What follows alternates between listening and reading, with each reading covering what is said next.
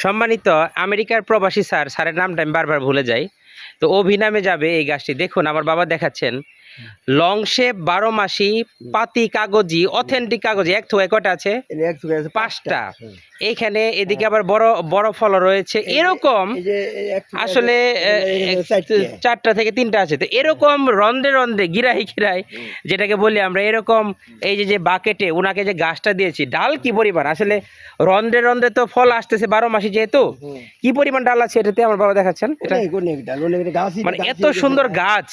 Sir বলেছেন যে ভালো একটা সুন্দর গাছ দিবেন আমাকে, আমি আপনাকে খুশি হয়ে বকশিস বা পুরস্কৃত। আমি কই স্যার আলহামদুলিল্লাহ, আমাদেরকে পুরস্কৃত করতে হবে না, বকশিস দিতে হবে না, আপনি শুধু দোয়া করবেন। আপনাকে এই দেখেন ফল। এইভাবেই একটি কাগজি লেবুর মাতৃ কলম চারা বাকেটের গাছ এইভাবে নিয়েও আপনি খেতে পারেন। আপনি ছাদ বাগানে, মাটিতে, মাঠ বাগানে, যে জায়গায় ইচ্ছা সে জায়গায় দিতে পারবেন ইনশাআল্লাহ, আল্লাহর অশেষ রহমতে।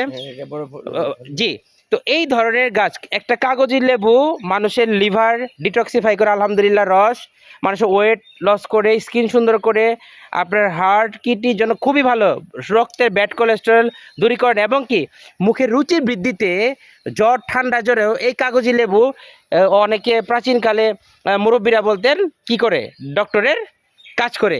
আসসালামু আলাইকুম।